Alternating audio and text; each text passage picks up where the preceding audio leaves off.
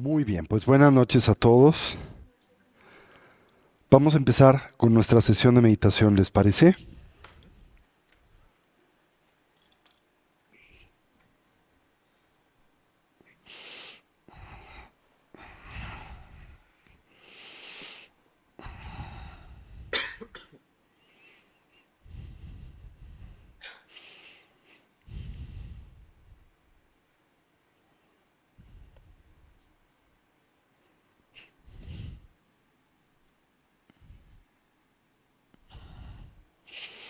Muy bien.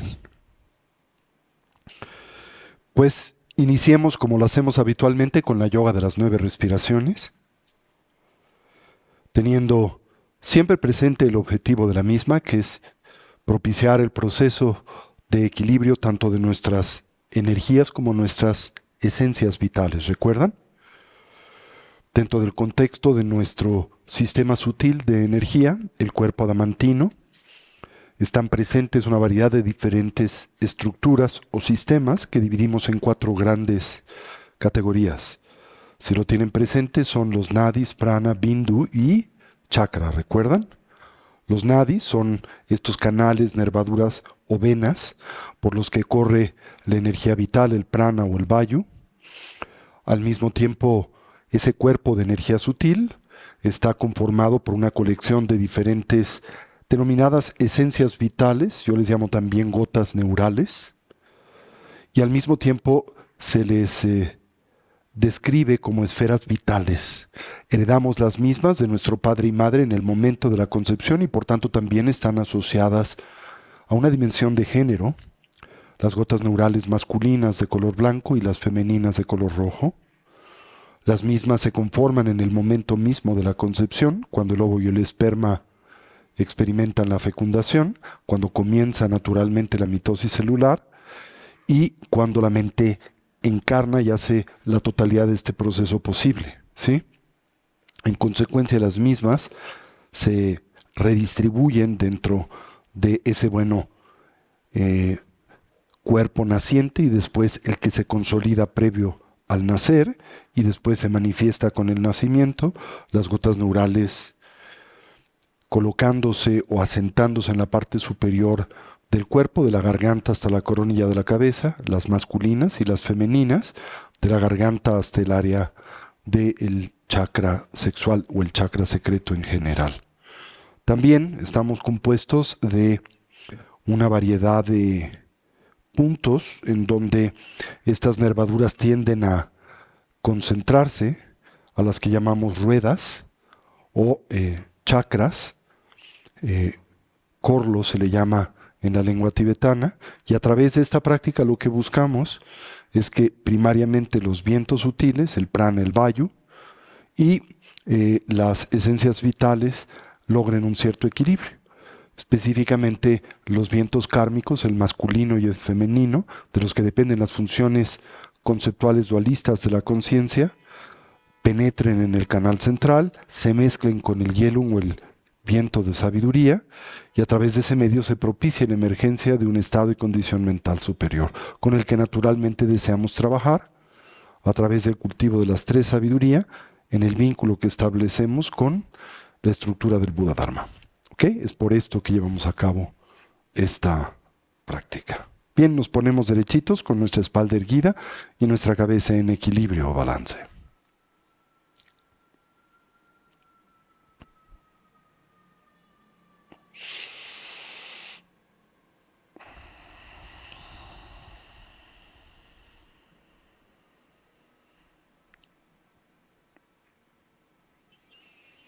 Comencemos por evocar una imagen mental de nuestra forma física.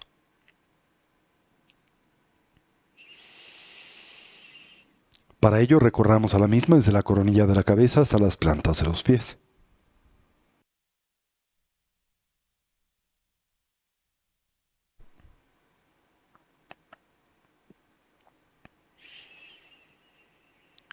Imaginemos cómo ésta se transforma en una silueta luminosa y translúcida ausente de sustancialidad, con la forma y la postura de los 7 puntos comúnmente asociada al Buda Vairochana.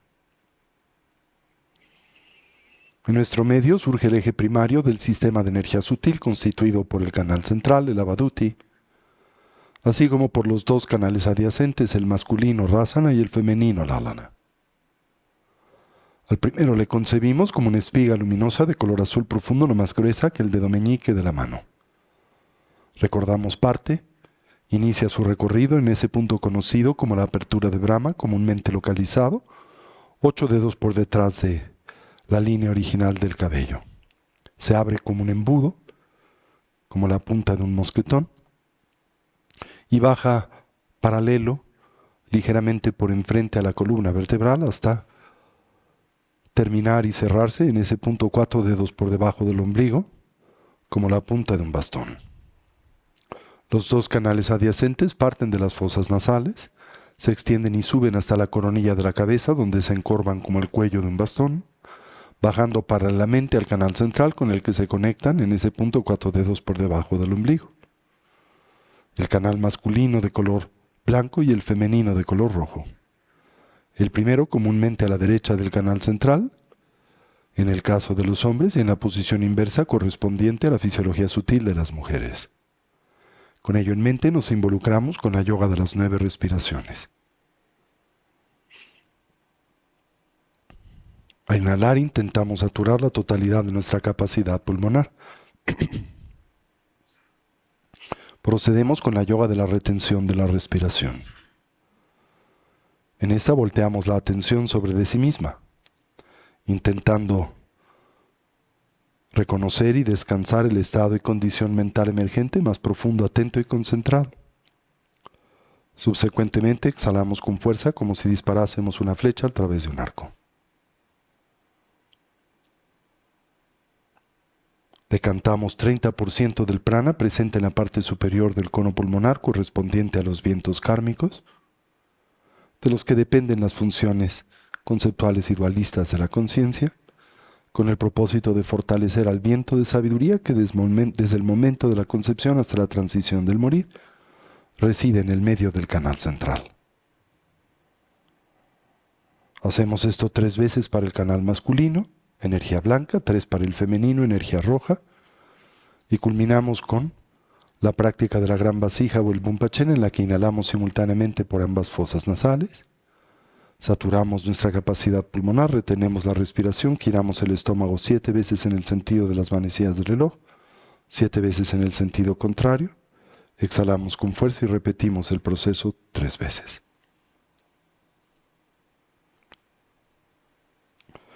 Presionamos con la yema del dedo pulgar la primera falange del dedo anular. Le abrazamos en el gesto conocido como el puño adamantino con los dedos índices ligeramente extendidos. Con ellos presionaremos los particulares puntos de acupresión asociados a la práctica y bloquearemos las nadinas de las fosas nasales. Con esta instrucción, involucrémonos en silencio por momento con esta práctica, la yoga de las 9 respiraciones.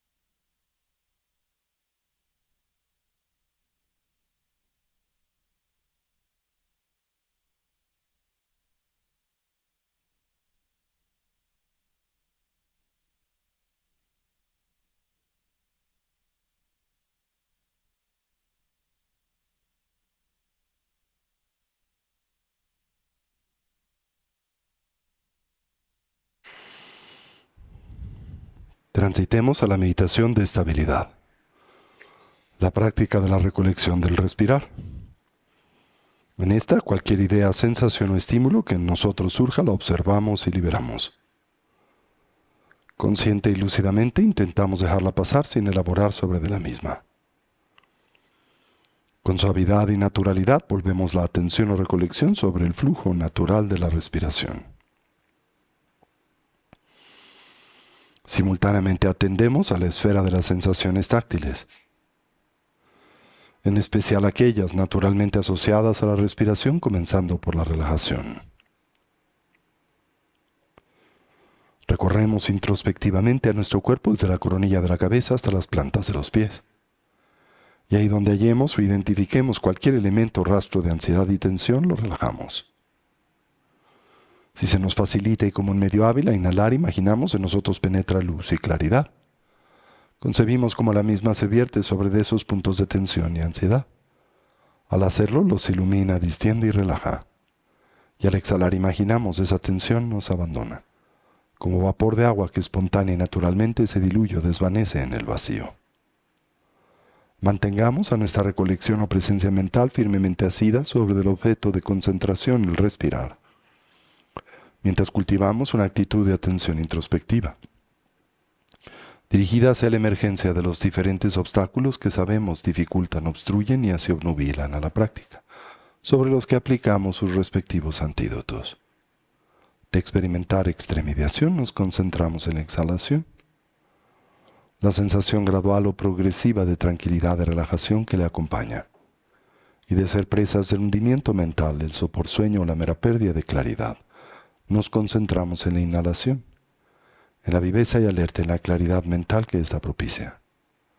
Así orientamos a nuestra mente y cuerpo hacia su estado natural, del todo relajado, libre de tensión, estable y quieto, dotado de claridad, alerta y una actitud de vigilancia.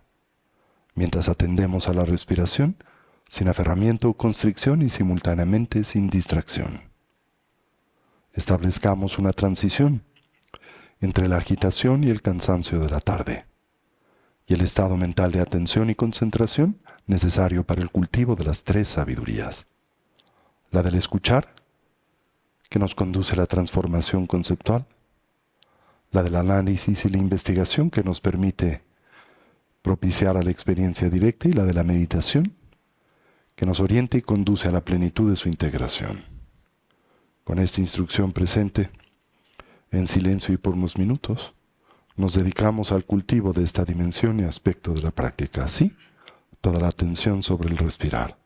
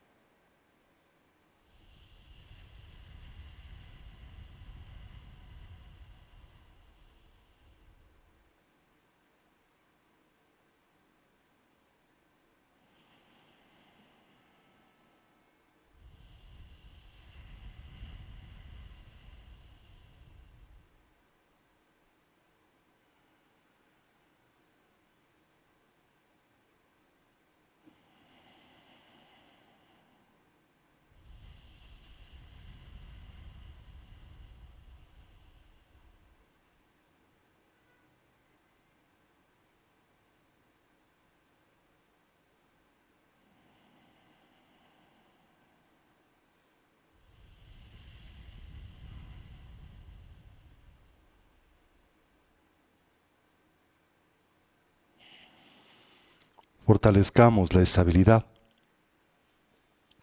por la que comprendemos ese estado y condición mental profundamente imbuido, saturado de la continua presencia de la atención. Para ello observemos la natural expansión y contracción del diafragma y del abdomen, la cercana relación presente entre ese movimiento y el de la respiración. Al inhalar observemos si el ciclo es largo o corto, si es profundo o superficial, haciendo lo mismo con la exhalación, mientras simultáneamente atendemos a la mera sensación de contacto de nuestro cuerpo con su asiento. Una vez más, de experimentar extremidad, nos concentramos en la exhalación y de ser presas del hundimiento mental, la inhalación.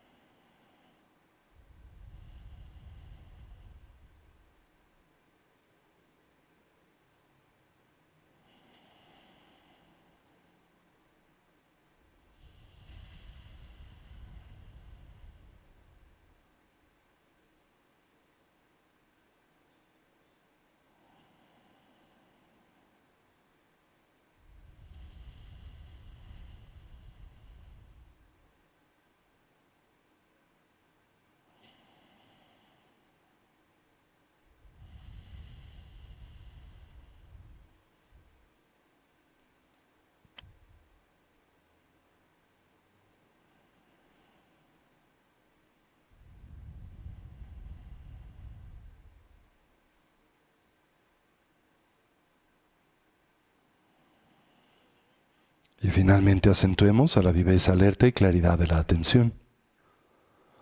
Para ello observemos el ingreso y salida del aliento por la punta de las narices o el labio superior. La natural sensación de contraste en la temperatura del aliento al entrar y escapar por las fosas nasales. Y si se nos facilita como un medio hábil la presencia de una pequeña esfera luminosa o ticle en el medio del entrecejo en la que suavemente focalizamos la atención. De experimentar extremidación nos concentramos en exhalación y de ser objeto o presa del hundimiento mental la inhalación.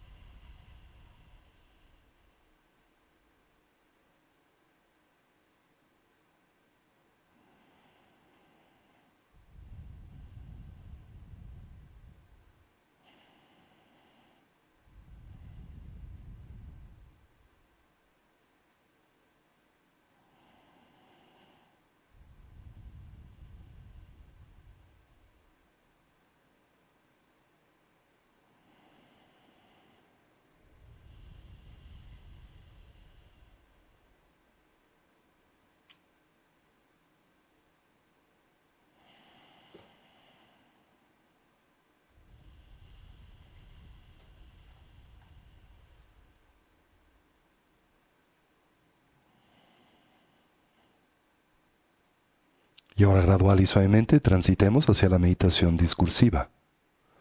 Como es costumbre, reconozcamos en la misma un natural complemento a la práctica de la estabilidad. Y así evoquemos a los 4 pensamientos que orientan y motivan a nuestra mente hacia el despertar. Comencemos por lo preciado de la vida humana. Reconozcamos su rareza.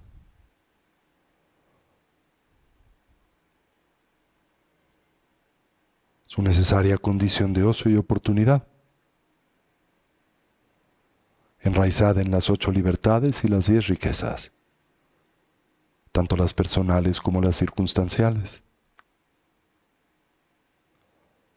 Lo fácil que es perderla, su fragilidad y transitoriedad, y así la gran, más breve oportunidad con la que hoy contamos para intentar imprimir y así dotar a nuestras vidas de una dimensión y sentido de genuino significado, el que naturalmente asociamos a la consecución del bienestar genuino, a través del medio del cultivo de una dimensión de salud mental óptima, con base en el estudio y la práctica del Buda Dharma.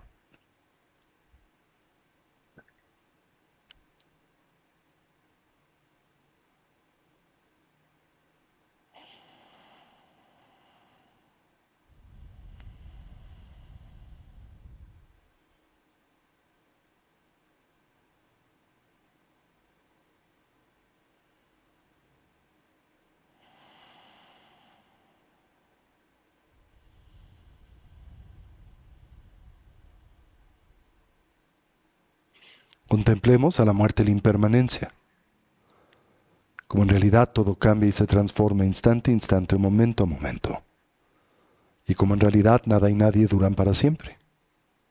En especial señalemos a nuestra propia condición mortal, y como la única variable del todo certera y segura en la vida es la de nuestra propia mortandad, y que en realidad desconocemos el cómo y el cuándo es que este evento acontezca. Podría ser hoy. Con base en ello, intentemos pensar o reflexionar en torno a lo que debiese de ser genuinamente importante, prioritario o significativo en nuestras vidas. Aquello que pueda brindar o aportarnos bienestar, paz y felicidad duradera. Contrastemos a la misma con la de su impostor, el mero placer hedónico, el sensorialmente condicionado siempre y por definición, temporal y relativo. Así, por lo que concierne a nuestra meta ulterior, finalmente inconsecuente. Lo que nos pueda preparar para la muerte siempre cercana, inminente e inesperada, el adiestramiento mental.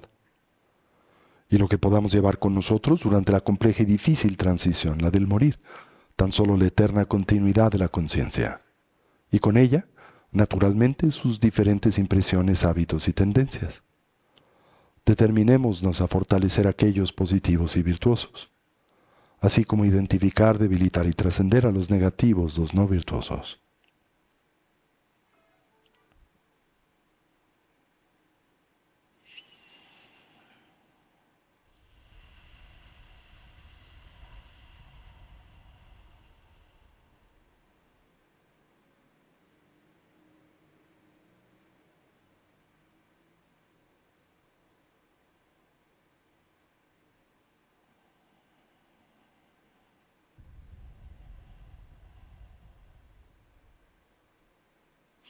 Exploremos a las causas y sus consecuencias. Como nuestro presente es el natural resultado de nuestra actividad pasada, la de mente, palabra y cuerpo. Y así infiramos como nuestro futuro será el efecto de la suma de nuestra actividad pasada y presente. Como todo lo que hacemos, pensamos y decimos se torna así en significativo, haciéndonos del todo responsables en nuestra propia vida y vidas, en especial de la experiencia que de estas derivamos, siempre personal, íntima y subjetiva.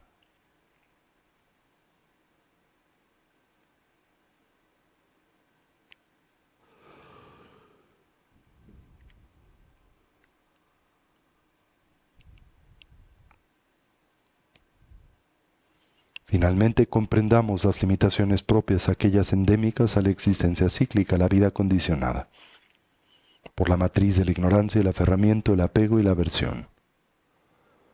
Como en esta, naturalmente, todos los seres sufren, experimentan y transitan por un sinnúmero de dificultades, conflictos y problemas, de la misma manera que nosotros. Podemos empatizar con estos, conocemos la experiencia del sufrir y naturalmente desearíamos ser capaces de ayudarles, mas reconocemos nuestras limitaciones presentes para hacer y lograr esto. Y es con ello en mente que volteamos nuestra atención en la dirección del refugio y que nos determinamos a establecer una orientación auténticamente positiva y segura en la vida, la que simbolizamos a través de la triple joya. Así, tomamos refugio en el Buda. Lo hacemos no tan solo como un hombre o persona, sino como alguien que representa la naturaleza abierta y clara de la mente, así como sus diversos potenciales evolutivos. Tomamos refugio en el Dharma, como un compromiso para integrar y poner en práctica las instrucciones de vida, desarrollo y cultivo que el Buda nos dio o aportó. Tomamos refugio en la Sangha, la comunidad compuesta primariamente por aquellos genuinamente avanzados en el sendero, los despiertos los Budas, los liberados a los que llamamos Arhat, los héroes o bodhisattvas, indirecta y simbólicamente la comunidad de amigos y amigas que en el camino nos inspiran y ayudan, y a manera central la figura del Lama, el vínculo con el Dharma, el punto en donde sus cualidades coinciden y se hacen a nosotros presentes, y así afirmamos, Lama la Kyabsun Chio. Sanjela Kyabsun Chio, Chula Kyabsun Chio, Gendunna Kyabsun Chio, Lamala Kyabsun Chio, Sanjela Kyabsun Chio, Chula Kyabsun Chio, Gendunna Kyabsun Chio. Y ahora ampliemos la extensión de nuestra conciencia a través de el uso o el aprovechamiento de esa maravillosa facultad de la conciencia humana que es la de la imaginación. Volvamos entonces a la práctica del tomar y el dar, el Tonglen. Uno de los métodos principales dentro del contexto de la tradición mahayana para el cultivo y desarrollo de esa honda y poderosa mentalidad, la que es propia del héroe espiritual, la bodhicitta. Comencemos por imaginar una persona cercana, a un ser amado, a un hijo, a un pariente, a un amigo, alguien que conocemos bien y por el que experimentamos un sentimiento de natural cercanía y preocupación, quien hoy transita por una circunstancia de adversidad. Recordemos, puede tratarse de una económica, social, psicológica o física. Evoquemos tan vívidamente como nos sea mentalmente posible esta persona, así como las causas que propician y detonan su sufrimiento, tanto las internas como las externas. Subsecuentemente y a manera simbólica, visualicemos a la pureza fundamental de nuestra conciencia, esto es, a nuestra naturaleza búdica, como una perla de luz en el centro del chakra del corazón. Entendámosla como nuestra capacidad para el despertar, aquella que comúnmente se ve obnubilada por el velo de las aflicciones. Luz blanca radiante, inexhaustible y brillante. Luz de gozo y purificación. Señalémosla como el fundamento de nuestro ser, la expresión elemental de nuestra naturaleza fundacional. Y así, abrazando a la práctica del Tonglen, imaginemos al sufrimiento y sus causas de nuestro ser amado o querido, a la manera de una especie de nebulosidad espesa, oscura y grumosa, la que se proyecta sobre la coronilla de su cabeza. Con cada inhalación, imaginemos absorber esta oscuridad, orientándola simultáneamente hacia esa perla de luz en el centro del chakra del corazón, donde se debilita, diluye y eventualmente del todo desaparece sin dejar rastro alguno. Recordemos abordar esta práctica no solo como un ejercicio de imaginación, pero con cada inhalación evoquemos la mentalidad propia de la compasión. Expresémosla, enunciémosla así. Puedas verte libre del sufrimiento y de sus causas. Con cada inhalación, imaginemos absorber el dolor, el sufrimiento, la conflictividad por la que nuestro ser querido hoy transita, las causas fundacionales que la detonan y propician. Imaginemos se disuelven en esa perla de luz en el centro del chakra del corazón.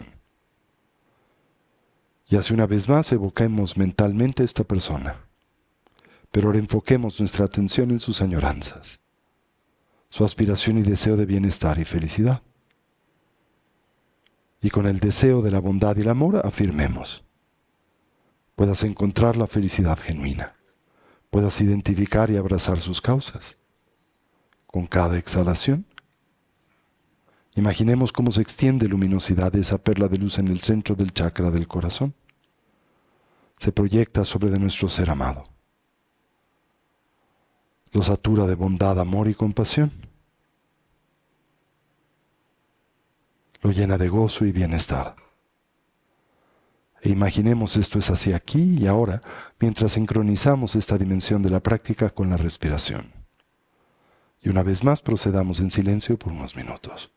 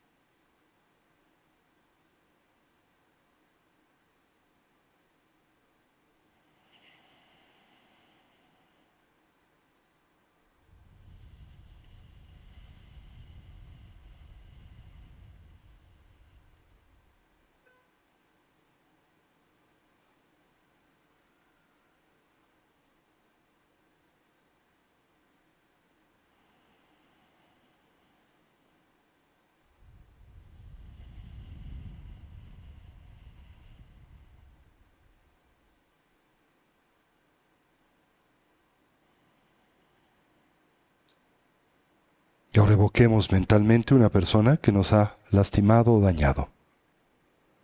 Quizá alguien que todavía alberga para con nosotros alguna dimensión o sentimiento de animadversidad. Al atender mentalmente a esta persona, investiguemos si las cualidades que de esta a nosotros aparecen como reprensibles son verdaderas o imaginarias. Si pueden ser inclusive parcialmente genuinas, pero al mismo tiempo una mera designación de nuestra propia mente o conciencia. Recordemos como comúnmente movidos por el espíritu y mentalidad de la aversión, tendemos a habitual e inercialmente aumentar nuestra percepción en torno a las cualidades negativas de otros. En todo caso, y aquí yace la distorsión, identificamos a esta persona como una conflictiva o problemática. Y esos problemas parecen presentarse a nosotros desde fuera, desde su propio lado, del todo independientes a la designación y experiencia que de los mismos tenemos. Con cada inhalación absorbamos estas cualidades, estas conductas que hallamos reprensibles. Imaginemos simultáneamente absorber las causas del sufrimiento por el que esta persona transita, ya sea las que están presentes en su vida, en la nuestra, o en la relación entre una y otra. Orientemos a esto hacia el corazón, a la manera de esta nebulosidad espesa y oscura, donde se extingue y diluye sin dejar rastro alguno. Con cada inhalación, imaginemos entonces la dispersión de estas cualidades negativas, de sus comportamientos que hallamos conflictivos. Imaginemos cómo todas estas aflicciones y oscurecimientos mentales se desvanecen y extinguen en esa perla de luz en el centro del chakra del corazón. Y ahora con cada exhalación, visualicemos toda bondad, toda compasión, toda sabiduría, fluyendo inexhaustiblemente de esa perla de luz en el centro del chakra del corazón. Y con cada exhalación, manifestemos la mentalidad propia de la bondad y el amor. Puedas estar realmente bien, puedas hallar bienestar y felicidad genuinos. Imaginemos cómo esta persona se ve del todo saturada por la luz de la bondad y así experimente el gozo de la actualización de la bondad amorosa y la compasión. Imaginemos cómo esta luz del todo satura a la persona, se hace en esta cada vez más brillante, la llena de gozo y bienestar. Y una vez más procedamos en silencio, sincronizando la práctica con la respiración unos minutos.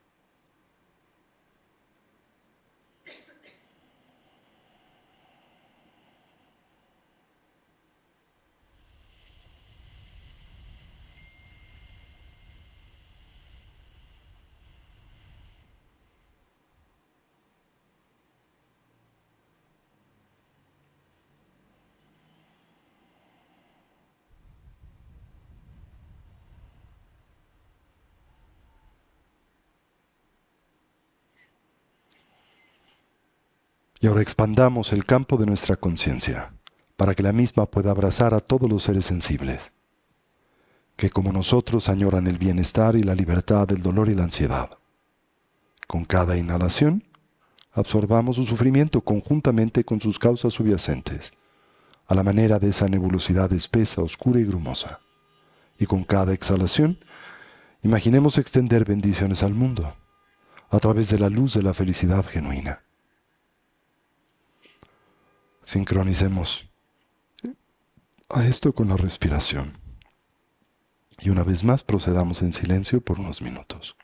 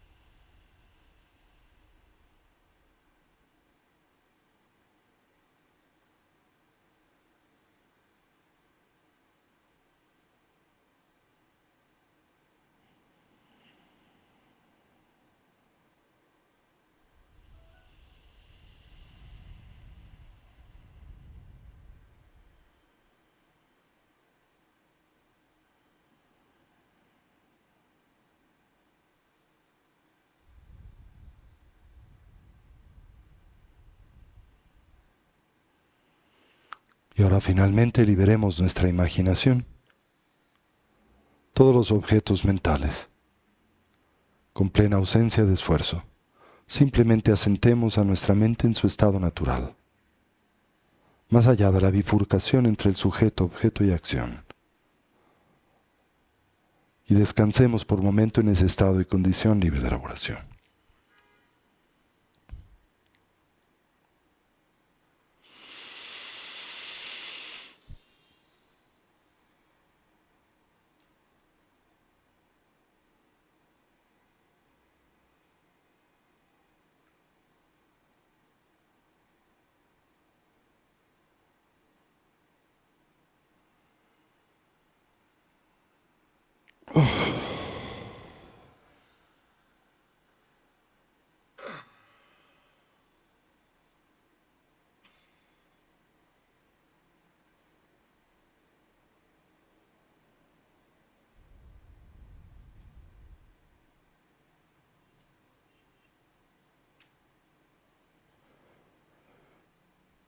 Y ahora terminemos por dedicar el mérito. Deseemos cualquier potencial positivo que a través de este medio ya se hemos desarrollado o cultivado, que sirva y sea de beneficio a todos los seres. Que podamos todos actualizar nuestros potenciales como trascender nuestras diversas limitaciones. Que una mentalidad altruista pueda nacer donde no ha nacido y se incremente donde ya existe. Que todos los seres puedan ser felices y dejar de sufrir. Y que pronto todos podamos actualizar el estado y condición de la conciencia, de sabiduría, bondad y compasión de un Buda, no solo en nuestro propio beneficio, sino en particular en el de aquel de los que nos rodean. Así es. Así es. Así es.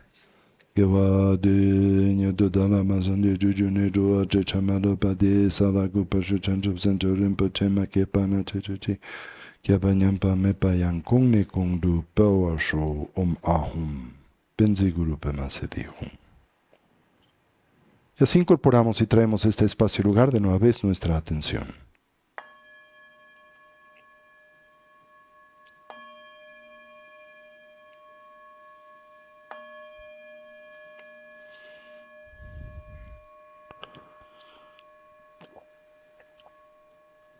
Por cierto, chicos, me disculpo enormemente con ustedes. Me di cuenta demasiado tarde que la semana pasada les di un tema equivocado.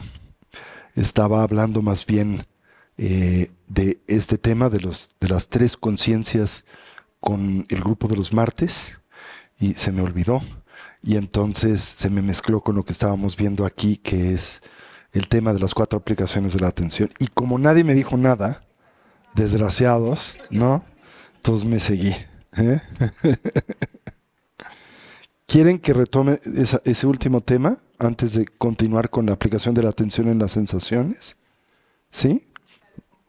Bueno, para no dejarlo abierto. ¿Sí? Bueno. Cuando me equivoque, díganme, por favor. Vamos a ver.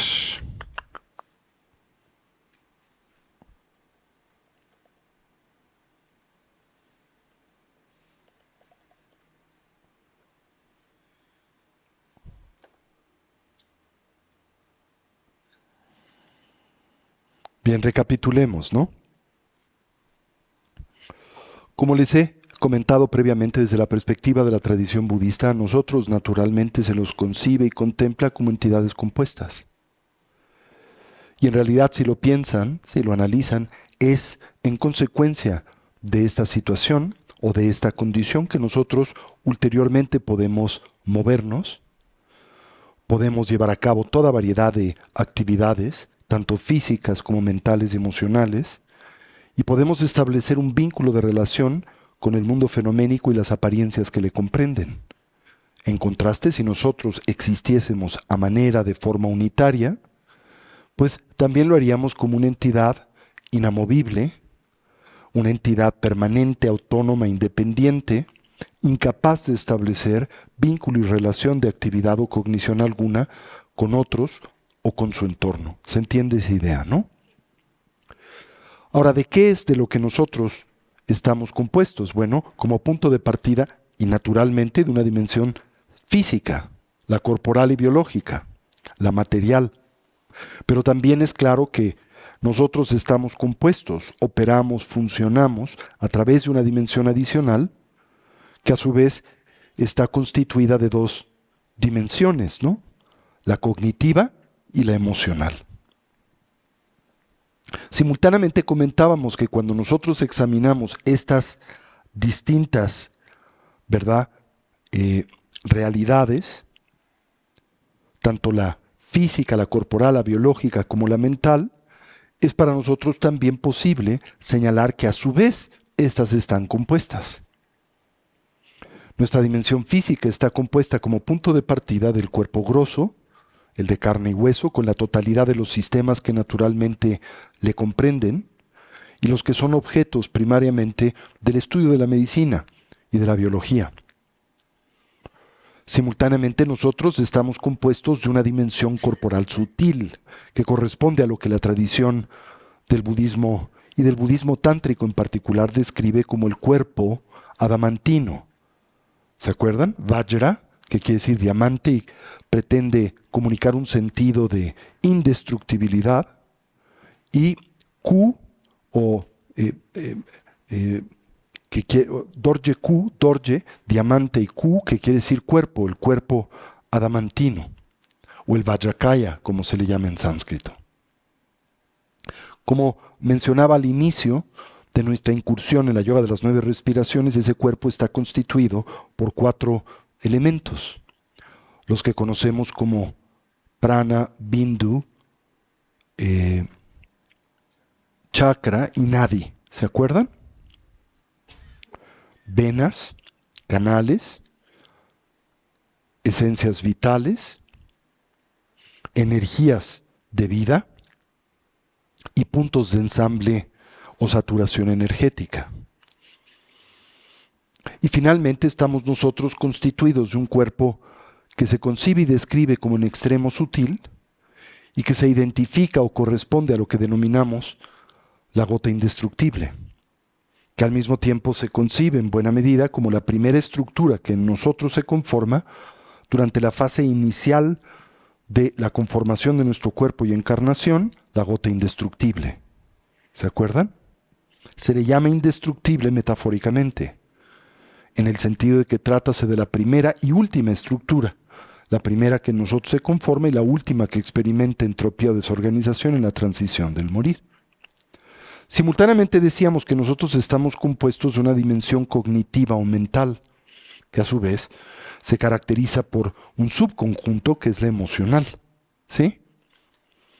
Esta, a su vez, está compuesta ¿de qué? De la conciencia grosa, que corresponde comúnmente a la mente ordinaria, la conciencia conceptual dualista, la psique con la que nosotros ordinariamente interactuamos con el mundo de la experiencia y las apariencias. Esta está, a su vez, compuesta por las 5 conciencias sensoriales físicas, la visual, auditiva, gustativa, táctil y olfativa, y la conciencia mental conceptual dualista. Estamos también compuestos de una dimensión cognitiva sutil que corresponde a lo que comúnmente se denomina en el contexto de la presentación propia del budismo temprano con lo que llamamos en la lengua pali, su lengua canónica, Bhavanga, que literalmente quiere decir el fundamento de la existencia, porque se concibe que es de la, digamos, emanación de esa dimensión de la conciencia que se conforma el mundo de la experiencia con el que nosotros hoy interactuamos en buena medida, del cual emerge y surge por eso se le llama el fundamento de la existencia.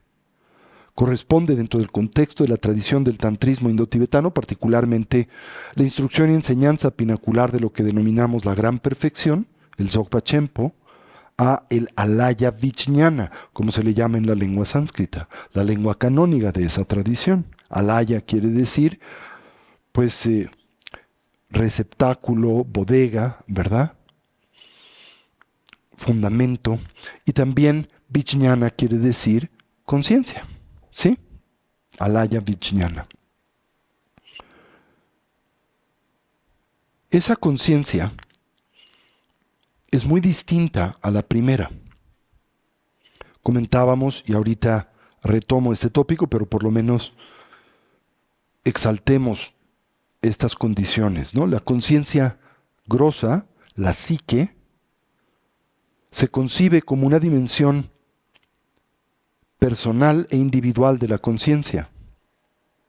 Una que está entintada por el velo de la experiencia dualista. Desde otra perspectiva o desde otro punto de vista se describe o señala así como una conciencia de esa naturaleza dualista.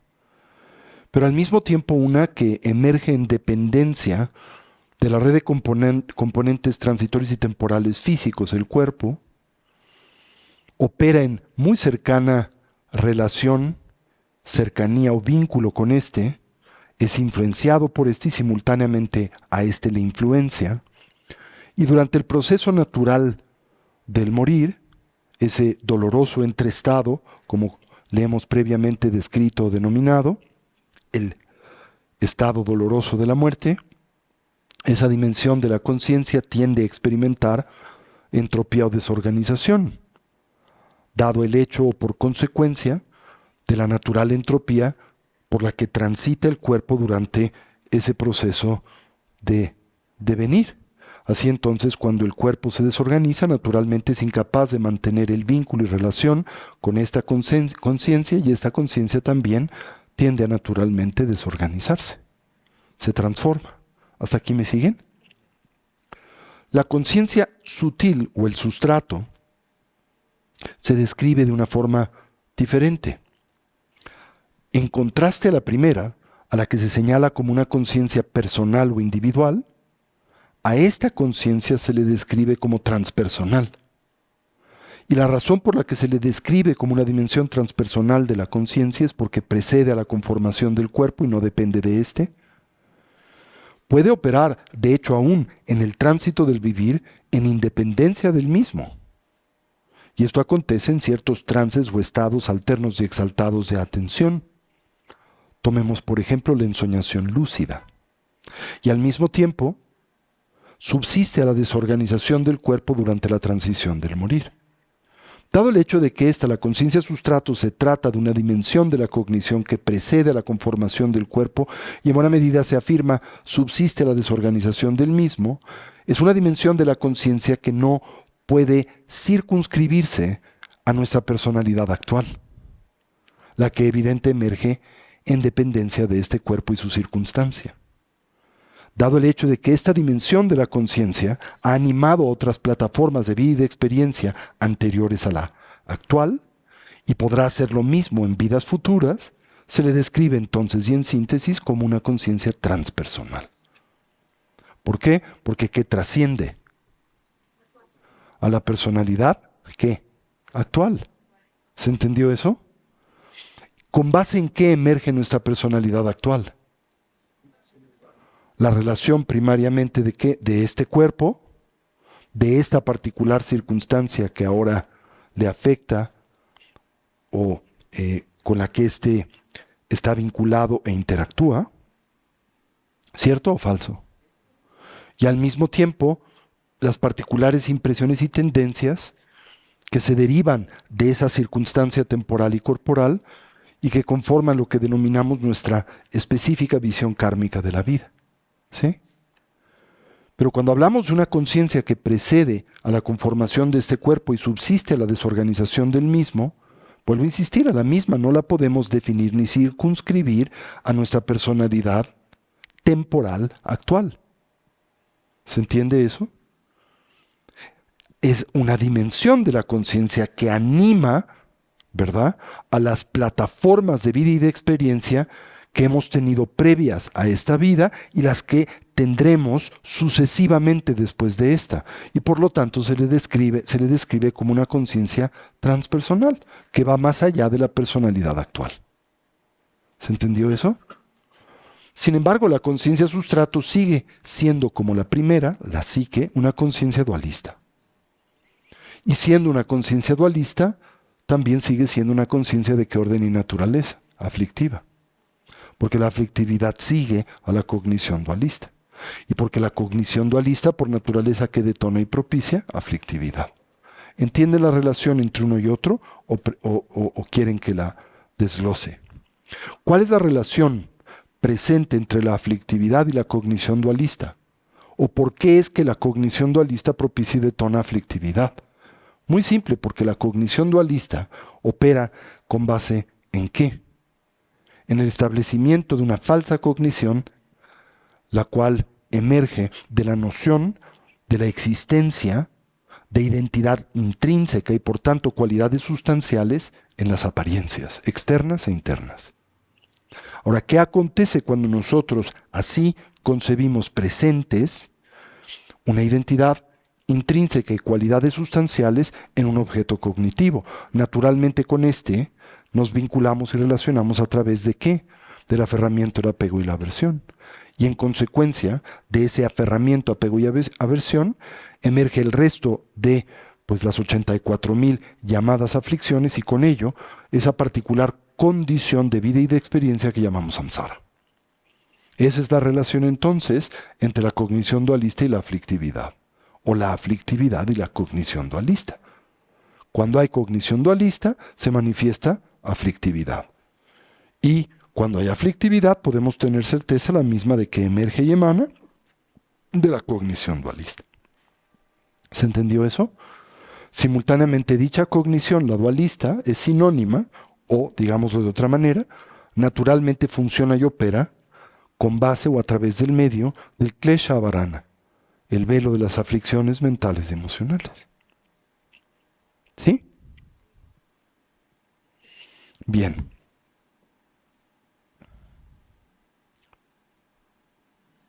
Desde la perspectiva de la tradición budista, nosotros somos y tenemos una dimensión todavía más sutil de la conciencia.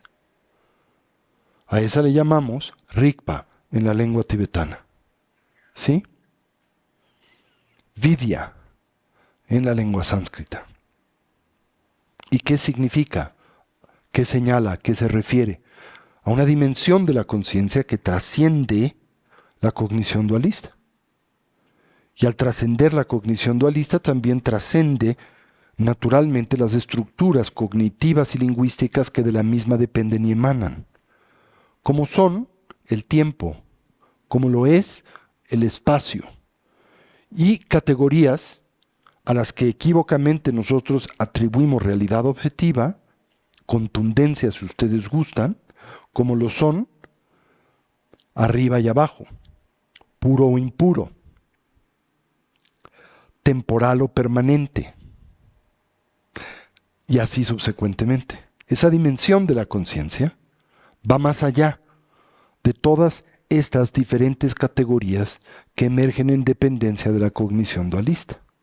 Ahora, si esa dimensión de la conciencia por naturaleza trasciende la estructura, por ejemplo, no solo de la cognición dualista, sino de aquello que de ella adviene y emerge, que es el lenguaje, ¿qué puede decirse de esa dimensión de la conciencia? Si en efecto no puede definirse a través de la estructura dualista que es propia del lenguaje. Se dice que es inefable. Esto es que no se puede describir a través del lenguaje. Dicho de otra manera, todo lo que de ella se diga no es del todo preciso. O también podemos afirmar, todo lo que de ella se predique no es ella. ¿Sí? Ahora, muy importante lo que voy a señalar. Si bien es cierto que esa dimensión de la conciencia es inefable, ¿qué quiere decir inefable? No cognoscible, no descriptible a través del lenguaje, es experimentable. Y porque nosotros podemos experimentar esa dimensión de la conciencia, y aquí el lenguaje dualista nos traiciona, porque no hay quien experimente esa dimensión de la conciencia. Cuando simplemente esa dimensión de la conciencia es actualizada, ¿verdad? Esta naturalmente despliega como, digamos, condición la, entre comillas, plataforma del despertar, la iluminación o la budeidad. Por eso a la misma se le concibe sinónima de la naturaleza búdica. Es nuestra naturaleza búdica. Ahora, decía que movidos por el espíritu altruista del despertar, caracterizado por la motivación de la gran compasión, un practicante mahayana naturalmente aspira ¿a qué? A liberar a todos los seres sensibles de su sufrimiento y de las causas que lo propician, ¿no? Ahora, esto es una metáfora, no algo que nosotros tenemos que interpretar literalmente. ¿Por qué? No olviden esto. Esto es central para distinguir a la aproximación que es propia del Buda Dharma, que es una no teísta, de una teísta. ¿Sí? Los Budas no son, ni pretenden ser, ni se conciben seres omnipotentes. Son seres omniscientes, tienen la capacidad de conocer lo que deseen y específicamente dilucidar la naturaleza ulterior de todo fenómeno, apariencia o realidad. Pero no son omnipotentes. Si fuesen omnipotentes, no habría samsara. Y naturalmente la primera de las 4 nobles verdades no sería la del sufrimiento. Porque en el momento de arribar a la condición de la plenitud del despertar, lo primero que alguien en esa plataforma de excepcional coherencia y actualización individual haría es liberarnos unidireccional, unipuntualmente de nuestro dolor, sufrimiento e insatisfacción. Ahora, claramente esto no es así, ¿no? Creo que todos pueden aceptar e identificar su vínculo y relación con el samsara. Como todos pueden identificar la presencia del sufrimiento en sus vidas.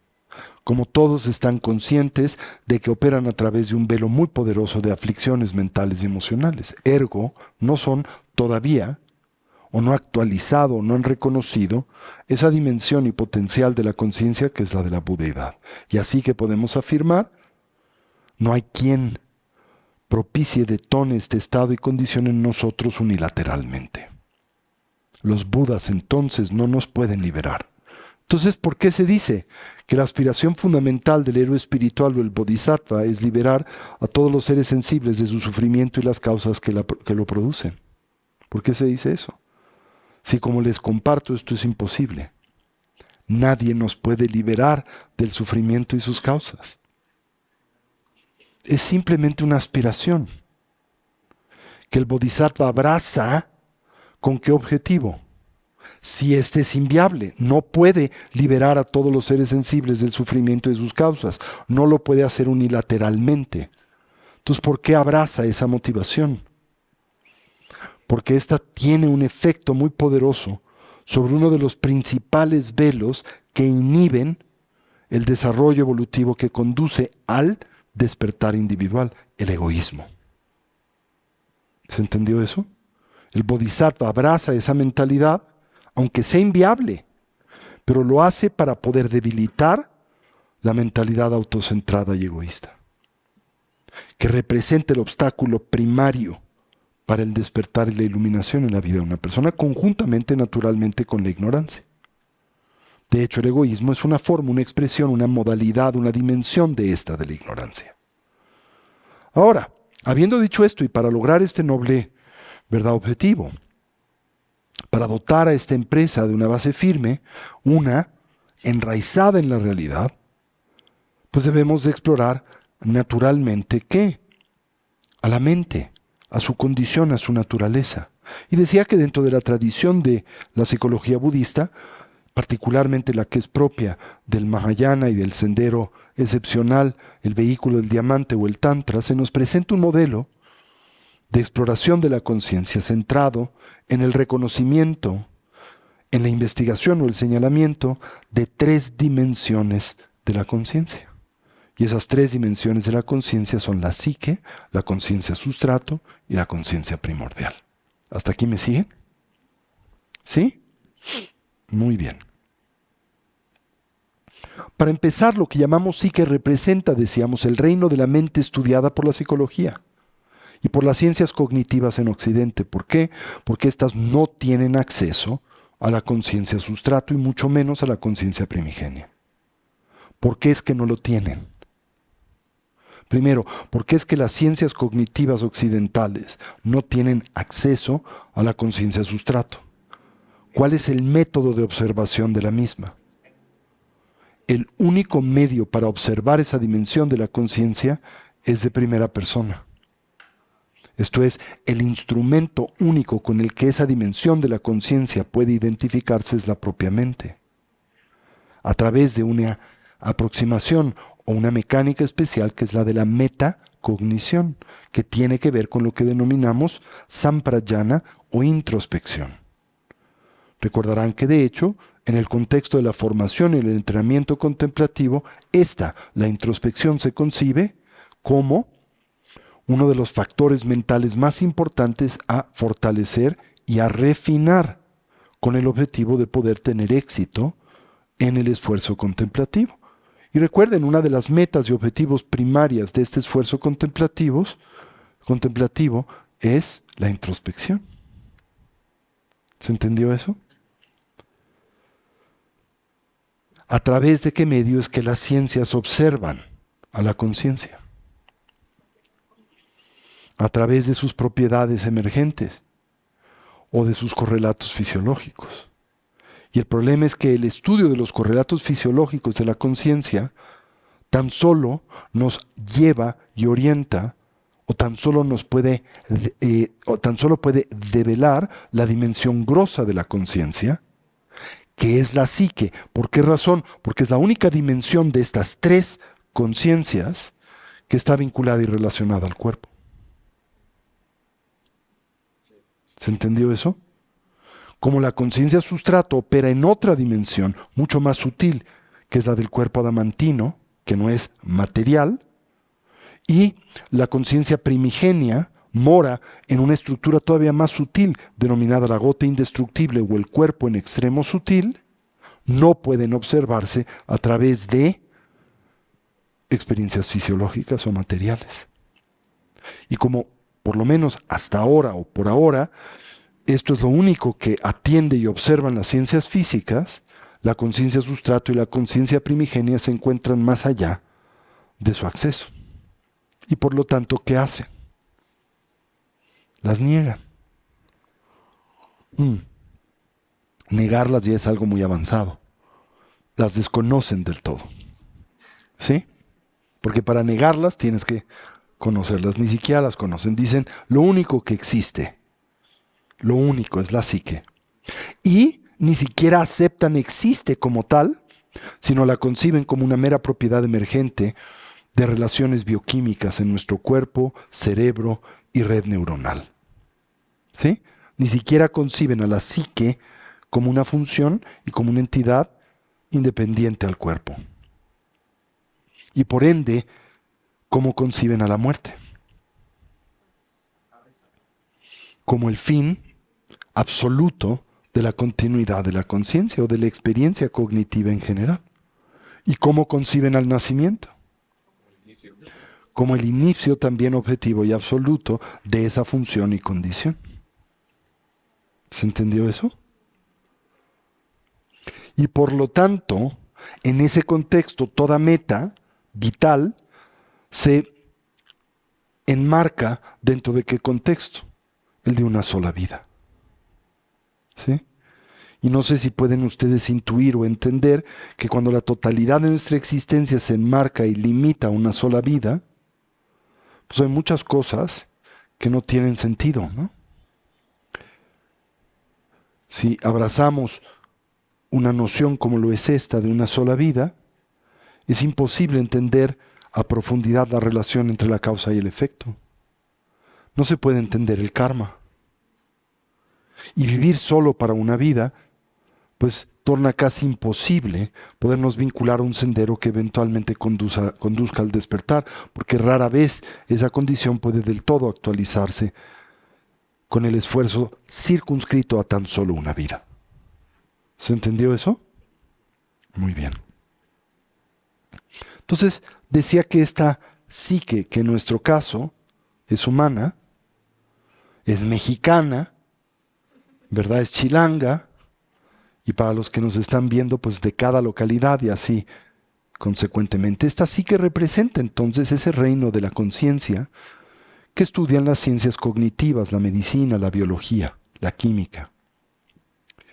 Incluye, desde la perspectiva de la tradición budista, a la vasta variedad de lo que denominamos procesos mentales o factores de conciencia, tanto conscientes como inconscientes, en buena medida condicionados por el cuerpo, porque recuerden, esa dimensión de la conciencia opera y funciona en muy cercana relación al cuerpo. No la crea el cuerpo, pero existe en vínculo y relación con este, y en especial el cerebro, en interacción naturalmente y a manera simultánea con el medio ambiente. Estos procesos son específicos, decía, a nuestro género. Lo son a nuestra etnicidad, a nuestra edad, nacionalidad y así subsecuentemente. Y una razón esencial para tomar interés en el estudio de esta dimensión grosa de la conciencia, la psique, es aprender a distinguir cuáles de estos procesos mentales, los que de ella dependen, de ella emergen, son conducentes a nuestro bienestar y particularmente a nuestra felicidad genuina, la propia y la de aquellos que nos rodean, como también y simultáneamente cuáles no lo son. ¿Sí? ¿Por qué? Recuerden la afirmación que el Buda comparte y que se compila en ese famoso texto, el Dhammapada de la literatura Pali, porque la mente es reina y porque la felicidad sigue al cuerpo como una sombra sigue a una, porque la felicidad sigue al cuerpo como una sombra sigue una carroza.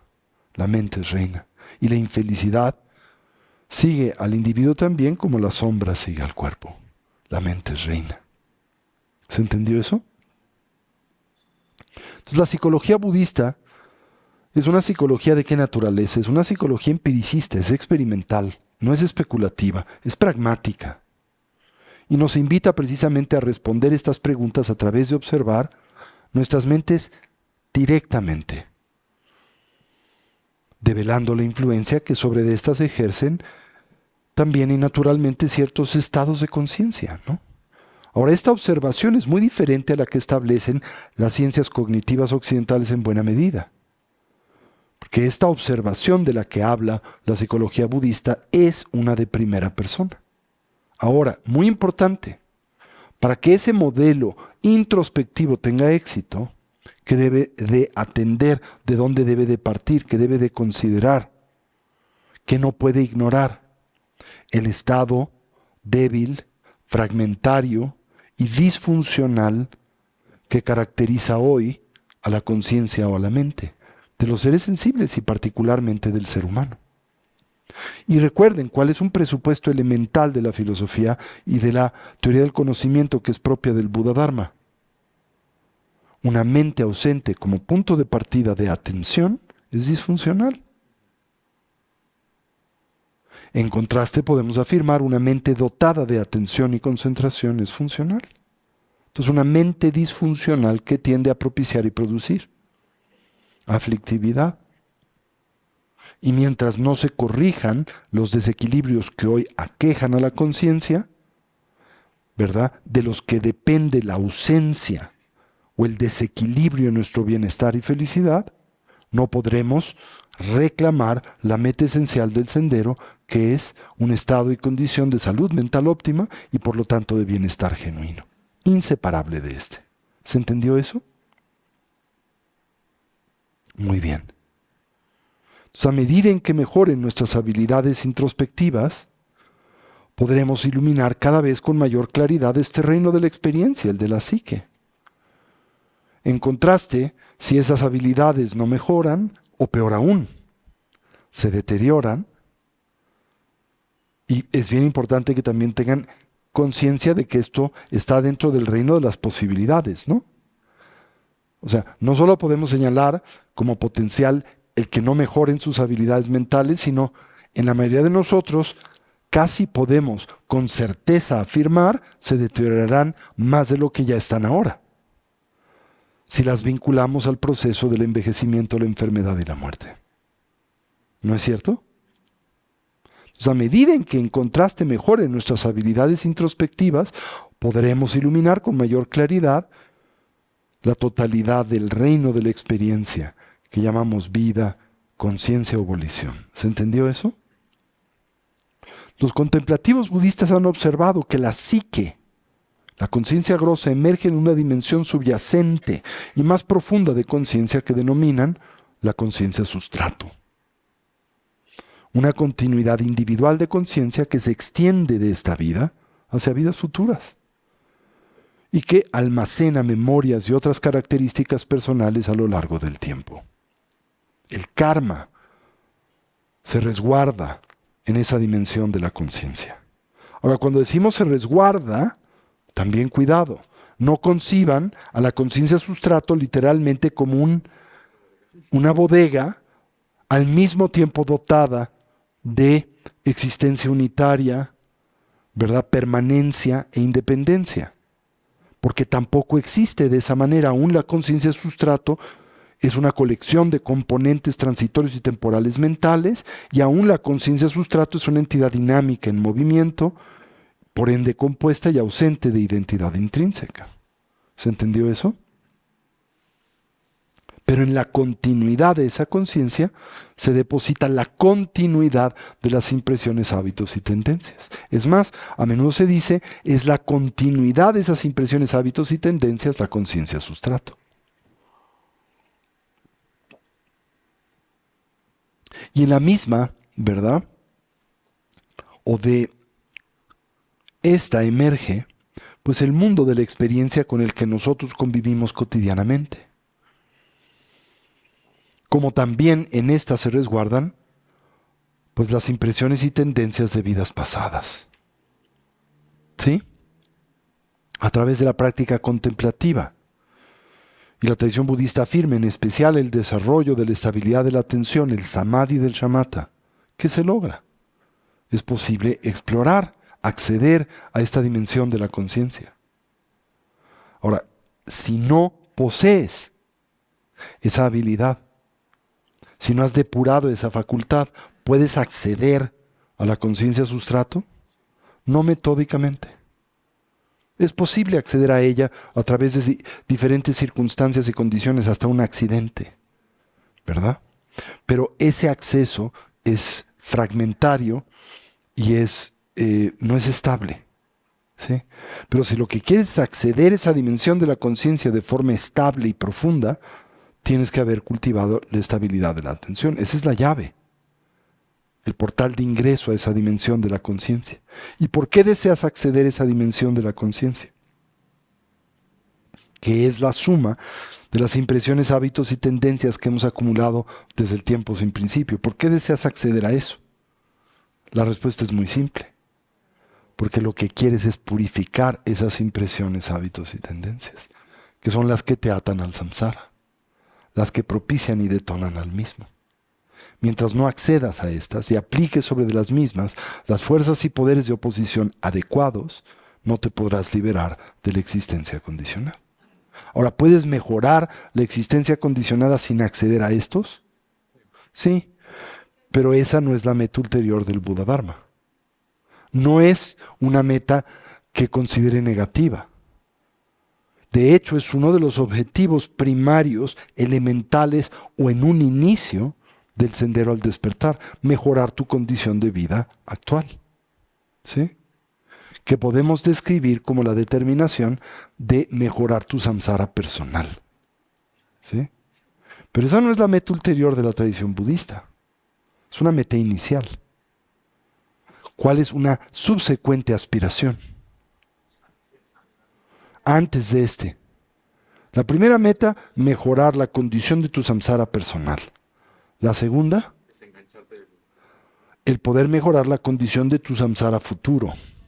No solo el actual, sino el de vidas futuras.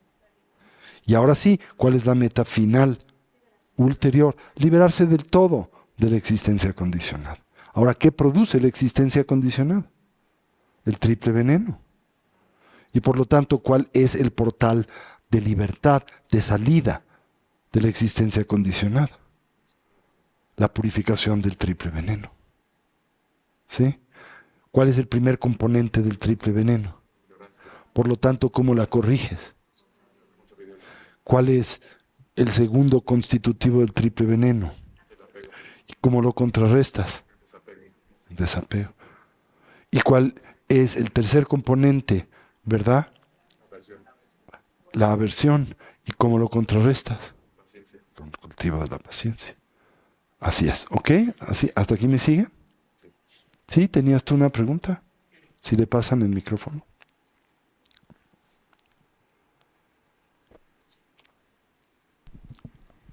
Muchas gracias. Y tenía ya tiempo queriendo hacer esta pregunta. Sí. Si tenemos una continuidad, digamos, infinita de vidas sin principio, en un tema un poco matemático y en un infinito número de vidas, ¿por qué es que no hemos llegado a la budeidad ya? Siendo que un infinito número de vidas debería tender hacia, A ver, te la voy a hacia ese plantear. lugar. Te lo voy a plantear así. Espero que me salga bien porque es una pregunta que no se puede responder racionalmente. ¿Sí? Entonces tengo que usar una metáfora que me permita ilustrar esa condición. ¿Ok? A lo largo de infinitas noches has ensoñado, ¿no? No sabes cuál es el primer ensueño. Se extiende tanto en el pasado que podríamos metafóricamente describirle como infinito, ¿no? Y durante estos sueños, tú te concibes dotado de una identidad sustancial y percibes toda variedad de apariencias a las que también entiendes o concibes de la misma manera, como si existiesen independiente de la experiencia, percepción y ensoñación que de las mismas tienes. ¿Hasta aquí me sigues? Bien, ahora, a pesar de ello, tú existes, ¿verdad?, fuera del sueño, lo que devela y revela tu condición en vigilia, ¿no? Que consideras y concibes radicalmente distinta a la que tienes y por la que transitas en el sueño. Pero cuando estás dentro del ensueño, esa condición que es mucho más primaria y verdadera, del todo te pasa desapercibida. Es más, podemos afirmar, la olvidas del todo. Al punto en donde cuando estás lo suficientemente inmerso en la continuidad de un sueño, ese sueño a ti parece verdadero y cualquier memoria que tengas de la condición de vigilia parece un sueño. Crees la vigilia fue el sueño y la condición por la que transitas es la verdadera, es la despierta. ¿No nos pasa eso todas las noches? ¿Sí o no? Pero si lo ves desde otra perspectiva, ¿no? Desde la perspectiva de la conciencia de vigilia, ¿de qué condición es la vida y la experiencia de la ensoñación? Es ilusoria, ¿verdad? Porque vista desde la perspectiva de la condición despierta de vigilia, no existe como la conciencia inconsciente de la ensoñación aparece, independiente a la ensoñación que de ella se tiene. ¿Hasta aquí me siguen? Ahora, si tú en ese contexto me preguntaras, desde dentro del sueño, me preguntaras, ¿por qué no hemos despertado? ¿Sí? Si lo piensas, la pregunta es incorrecta. Porque si la atiendes desde la perspectiva de la condición de vigilia, la respuesta es, nunca hemos estado dormidos. Siempre hemos estado despiertos. El problema es que cuando transitamos por esa condición que se llama la ensoñación, olvidamos nuestra verdadera naturaleza. Pero esa verdadera naturaleza no se pierde cuando sueñas, simplemente se obnubila, no se reconoce. ¿Hasta aquí me siguen? Ahora, desde la perspectiva de quien está despierto, no en términos de ser un Buda, sino despierto en el contexto de la condición de vigilia, ¿sí? Cuando estás despierto en vigilia, ¿cómo concibes el tránsito de la ensoñación? No le atribuyes realidad objetiva. Sabes, es ilusorio, ¿verdad? Y desde esa perspectiva puedes decir que su aparente solidez nunca existió, ¿verdad?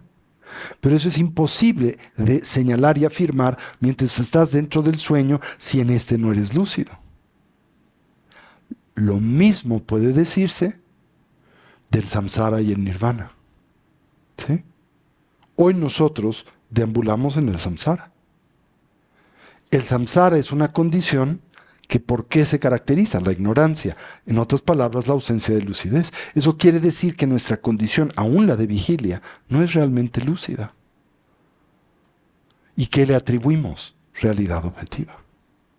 Pero desde la óptica de la mente del despertar, la mente de un Buda, esa condición es ilusoria.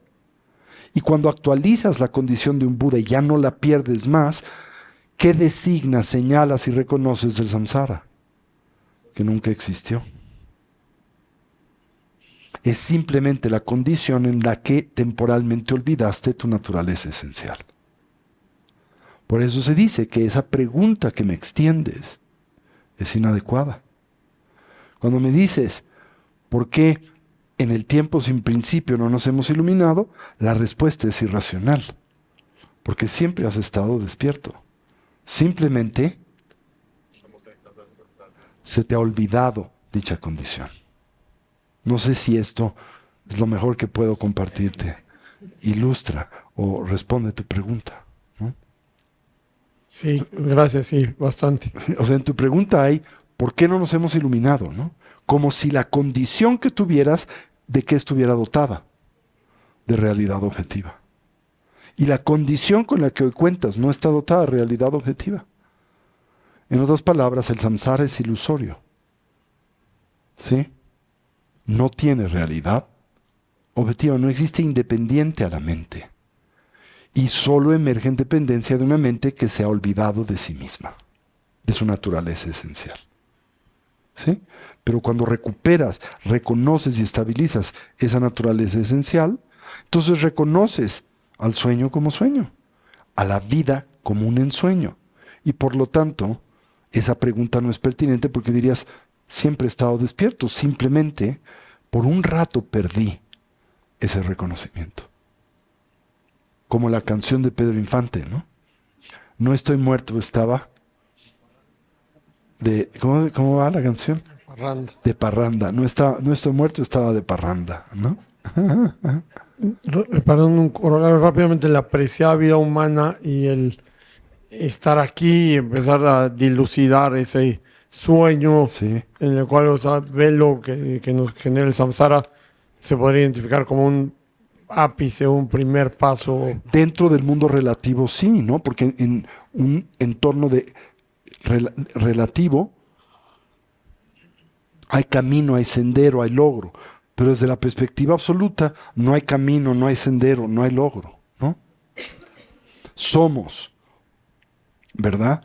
Budas ilusorios que desean reconocer la naturaleza ilusoria del samsara y actualizar la naturaleza ilusoria del nirvana a través de métodos ilusorios.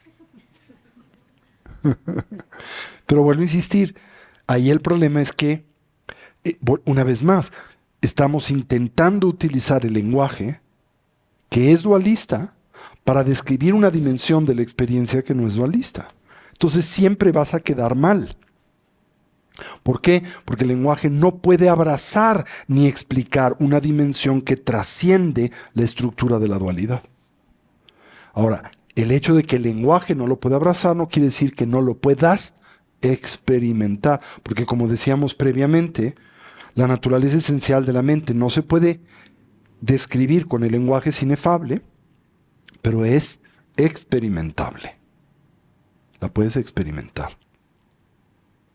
Y más allá de la conciencia sustrato existe una dimensión, decía, prístina de la conciencia, que llamamos la mente primigenia o la naturaleza búdica. la cual trasciende, insisto, a los constructos conceptuales del espacio y el tiempo. Y esto es bien importante porque trasciende el espacio y el tiempo, no puede describirse en términos de espacio y tiempo. Así que preguntas que tengan que ver con categorías de tiempo y espacio no les son pertinentes. Por eso no puedes decir tiene principio, tiene fin. Por eso no puedes decir está cerca o lejos, aquí o allá. ¿Se entiende eso? Porque además ese aquí y allá no tienen realidad objetiva. Por ejemplo, yo afirmo como realidad objetiva mi aquí. Y desde esta perspectiva afirmo como realidad objetiva su allá. Pero desde su perspectiva, mi aquí es su allá. Mi allá es su aquí. ¿Dónde está el aquí y el allá? No existe independiente de condiciones relativas. ¿Sí? Entonces esa dimensión de la conciencia existe también más allá del sujeto y el objeto. Pero hoy para nosotros parecen dotados de realidad objetiva y absoluta el sujeto y el objeto. ¿No es cierto? La mente y la materia, la existencia y la no existencia. Todas esas categorías no aplican al abordar la dimensión esencial primigenia de la mente. Y esta dimensión de la conciencia, insisto, es inefable, es inconcebible. A ver, inconcebible. ¿Qué les dice esa palabra? No se puede concebir. Y la palabra concepción, concebir, ¿a qué está ligada? Conceptualizar. No se puede conceptualizar. ¿Sí? Eso es lo que quiere decir no se puede concebir. No quiere decirse no se puede entender, pero no se lo puede hacer a través de conceptos. Porque los conceptos son dualistas. No puedes entender una dimensión no dualista, o por lo menos no, digamos de otra manera, no puedes describir una dimensión no dualista a través de estructuras y conceptos dualistas. ¿Sí? ¿Han visto estos juguetes de niños? Yo tuve unos cuando mis hijas eran chiquitas de Fisher-Price.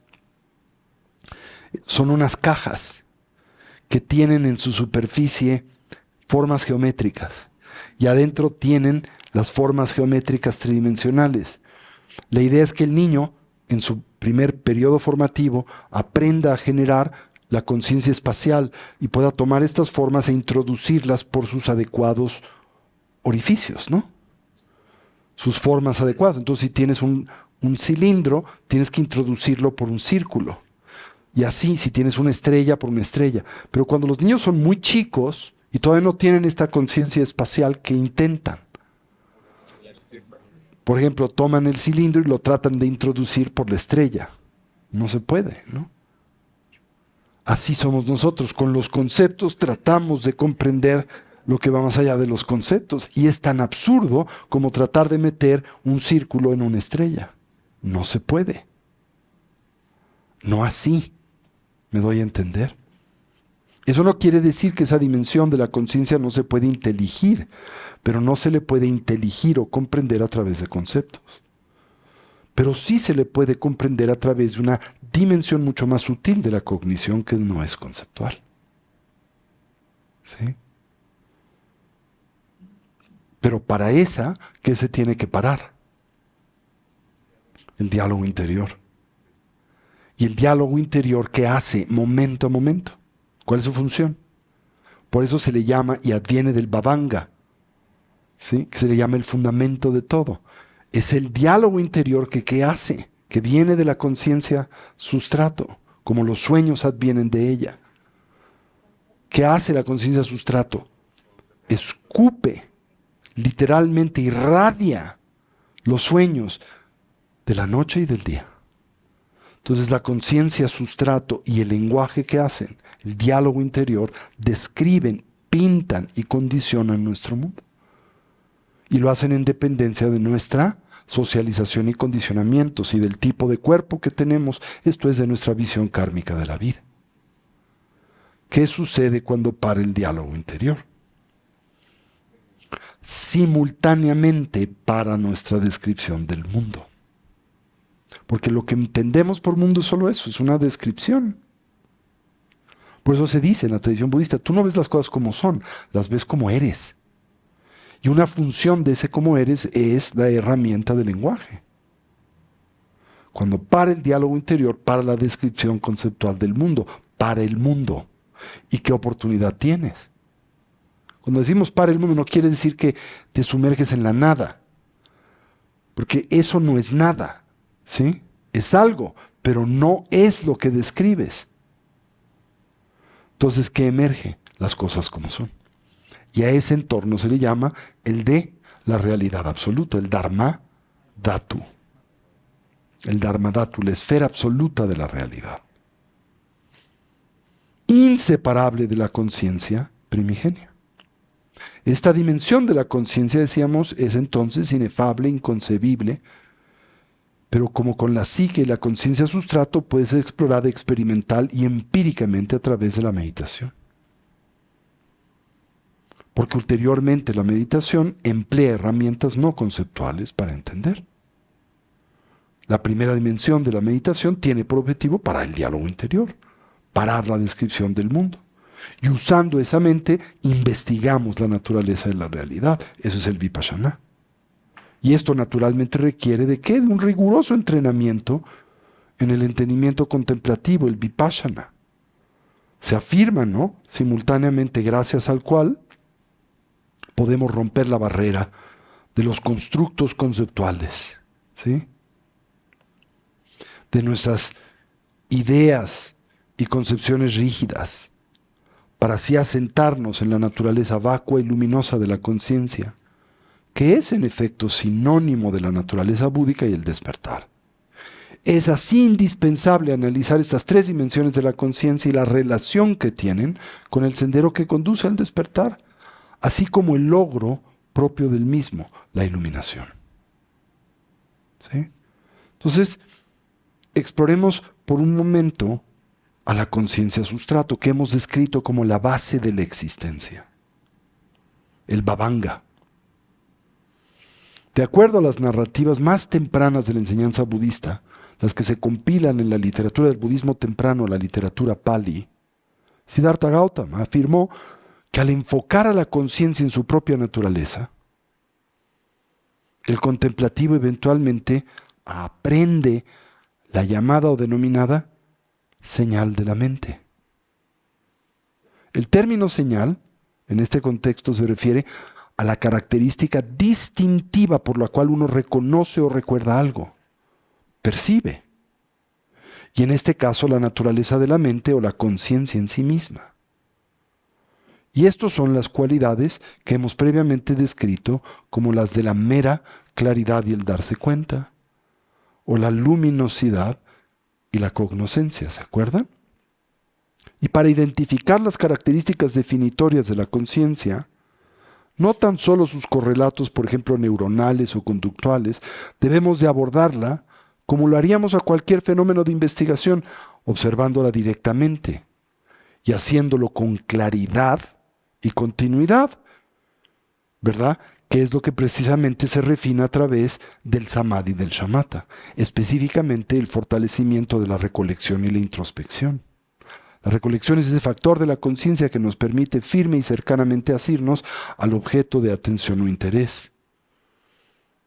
De perderlo, recuperarlo, de olvidarlo, recordarlo. La introspección es el factor de la conciencia que nos permite atender, monitorear la coherencia y continuidad de la atención. Entonces, para observar, ¿verdad?, a la mente con claridad, recuerden, esa es una cualidad que adviene de la estabilidad de la atención. Cultivamos en 3 pasos: relajación, estabilidad y claridad, ¿se acuerdan? Y la continuidad tiene que ver con el perfeccionamiento de la cercana aplicación de la atención. Históricamente, el cuestionamiento científico se ha basado ¿en qué? En observaciones descritas como objetivas, ¿no?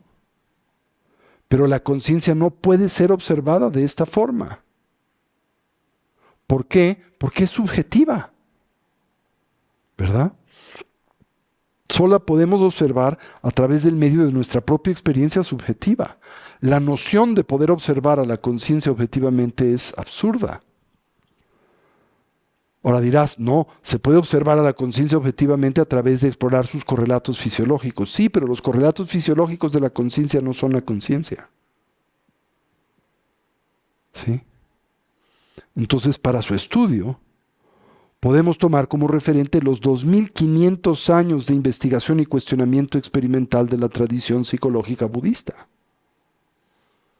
Y cuando se actualiza lo que llamamos la concentración de acceso, o la primera estabilización contemplativa, que es el fin del samadhi del shamatha, y el acceso al reino de la forma, nosotros vivimos hoy ¿en qué reino?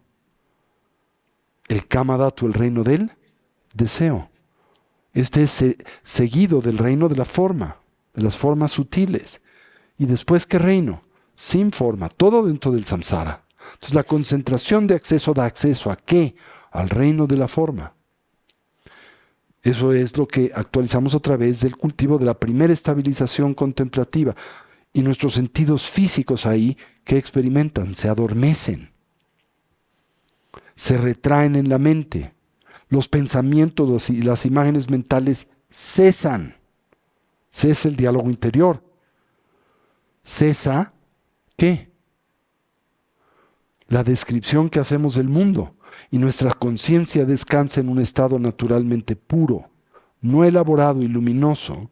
Luminoso quiere decir que es cognitivo, que conoce, conocido como el Bhavanga o la base de la existencia, la conciencia sustrato.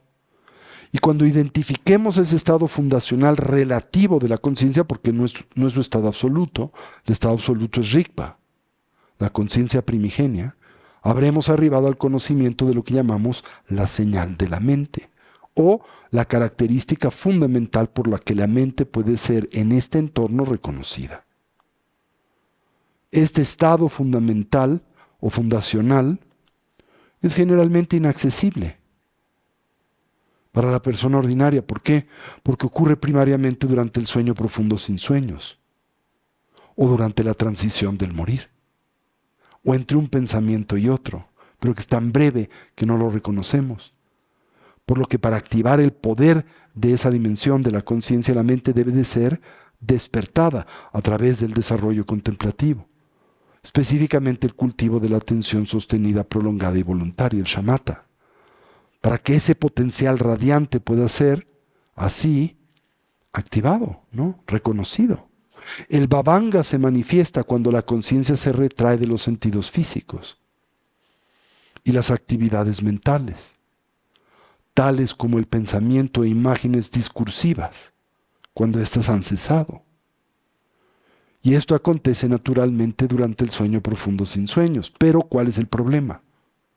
Sí, ahí acontece, naturalmente, sin que hagas nada. Ahí, en efecto, nuestros sentidos físicos se retraen al mental y las actividades mentales de pensamientos e imágenes discursivas cesan. Pero ¿cuál es el problema? Ahí, ¿qué te pasa? Te desmayas. Y porque te desmayas, esa oportunidad, ¿qué? Se pierde. También acontece en la transición del morir. Cuando abandonamos el entreestado kármico, el entreestado doloroso de la muerte, y cuando ingresamos al estado de la talidad, al luminoso de la emergencia de la realidad objetiva. También acontece en su primera fase la de la emergencia de la luminosidad base. Pero ¿cuál es el problema? También te desmayas. Y acontece en el pico del orgasmo, pero ¿cuál es el problema? También te desmayas.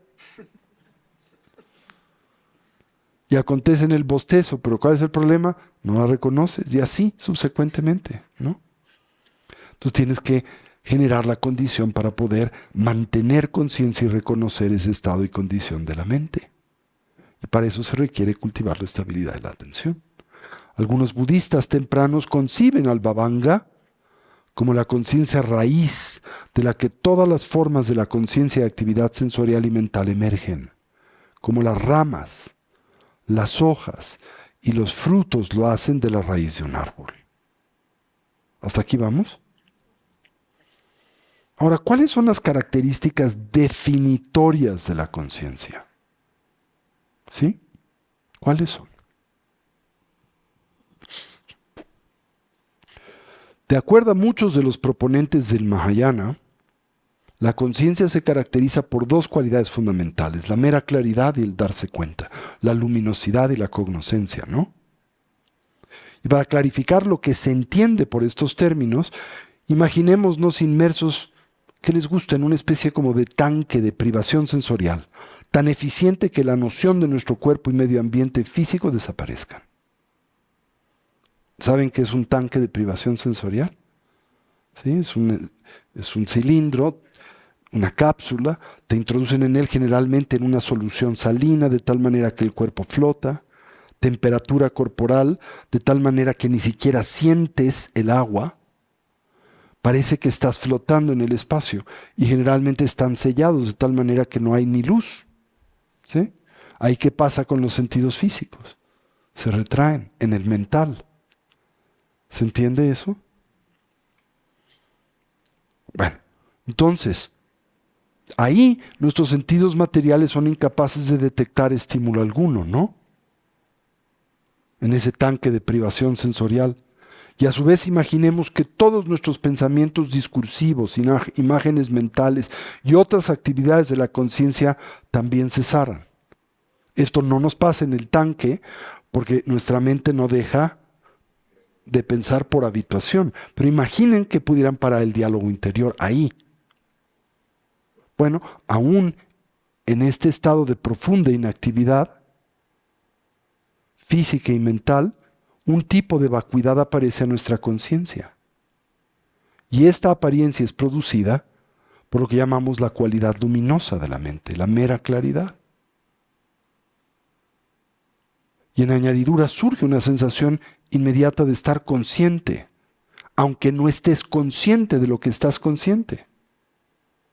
Pero hay conciencia de la conciencia. Y esta también es la experiencia que caracteriza a lo que llamamos la cognoscencia o luminosidad de la mente. La conciencia no tan solo ilumina esta vacuidad y su propia presencia como conciencia, sino que también conoce que el espacio de la mente está vacío y que hay conciencia de este espacio.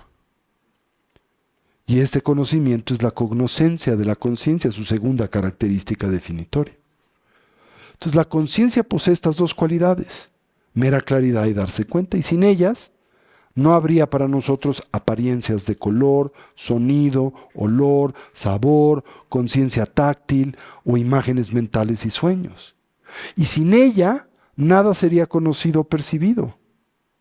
Y cuando los sentidos físicos se encuentran adormecidos y las actividades de la mente se han calmado, todo lo que queda es la conciencia mental, en ocasiones denominada, en la tradición budista, introspección.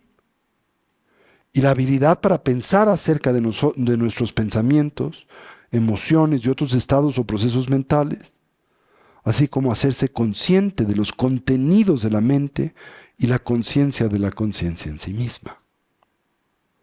¿Se entendió eso? Ahora, la conciencia sustrato. ¿Sí? Bueno, de esta tengo mucho que decir, así que ya no me da tiempo hoy. ¿Sí? Ahí retomamos la semana próxima. Conciencia sustrato. ¿Ok? ¿Hasta aquí me siguen? Bueno, les recuerdo que esta semana está con nosotros en residencia después de 4 años el venerable Anien Rinpoche, uno de los prominentes maestros de la tradición antigua del budismo tibetano y del mandala de Casa Tibet, ¿sí? Este miércoles, va a dar un seminario en torno a las famosas 4 dharmas de Gampopa. Que el dharma se vuelva, que el dharma se vuelva en dharma, que el dharma se convierta en el camino, que el camino disipe la confusión, que la confusión surja como sabiduría. ¿Sí? Son las 4 dharmas de Gampopa. Bien. Y el fin de semana, viernes, sábado y domingo, va a dirigir el retiro del Buda de la medicina, de la práctica del Buda de la medicina, de Sanje Menla, que es un sistema meditativo para la sanación, tanto física como mental y emocional. ¿Sí? Nos va a dar el empoderamiento indispensable para poder ejecutar la práctica, que será la primera actividad con la que el retiro comienza, 10 de la mañana el viernes, y después la guía e instrucción de esta práctica. ¿Sí? Aprovechenlo si tienen la oportunidad, es una maravillosa inversión en su desarrollo. Nunca sabemos cuándo esas condiciones puedan repetirse. Bueno, tan es así que han pasado 4 años sin ver a Anyan Rinpoche. 4 años. Es un chorro de tiempo. ¿Sí? Entonces, si tienen la oportunidad, aprovéchenlo. Es la mejor inversión que pueden hacer. ¿Ok? Bueno, pues muchísimas gracias. Espero no haberlos confundido más. Y terminemos aquí. Deseemos que cualquier potencial positivo que a través de este medio hayamos desarrollado o cultivado, que sirve o sea de beneficio a todos los seres. Que podamos todos actualizar nuestros potenciales como trascender nuestras diversas limitaciones. Que una mentalidad altruista pueda nacer donde no ha nacido y se incremente donde ya existe. Que todos los seres puedan ser felices y dejar de sufrir. Y que pronto todos podamos actualizar la conciencia omnisciente y compasiva de un Buda. No solo en nuestro propio beneficio, sino en el de aquel de los que nos rodean. Así es. Así es. Así es.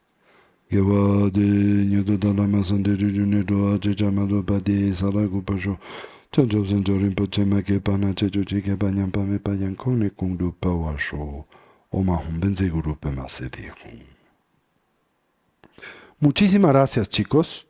Nos veremos todos en la semana y la semana próxima. Gracias.